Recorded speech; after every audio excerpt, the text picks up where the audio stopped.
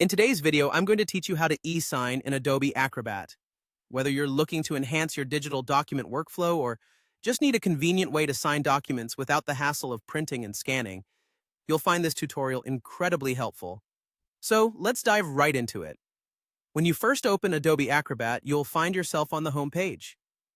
This is your main hub, and from here you can either create a new document or access your recent work.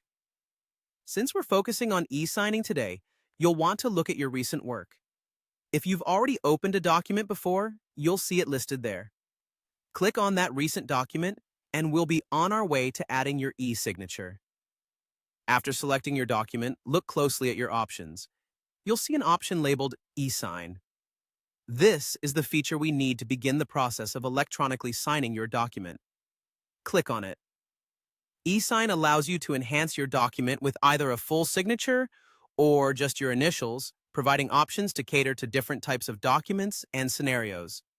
Now, you have to decide whether you'd like to add a full signature or just your initials. For this tutorial, we'll focus on adding a full signature, which is typically more formal and commonly used in official documents. Once you click to add a signature, you'll see several options, but today we'll choose Draw. This feature allows you to customize your signature by actually drawing it with your mouse or trackpad, making it as personal and authentic as signing with a pen on paper. When you're ready, begin drawing your signature in the designated area. It might feel a bit different than writing on paper, but take your time. If you're not satisfied with the initial result, feel free to start over until you get a version you're happy with. Once your signature looks the way you want, don't forget to click Save, locking in your new digital signature. Saving is crucial because it ensures your signature is stored and can be easily inserted in your document, as well as possibly in other documents you may need to sign in the future. And there you have it. Your document is now officially signed, all without the need for paper, ink, or the post office.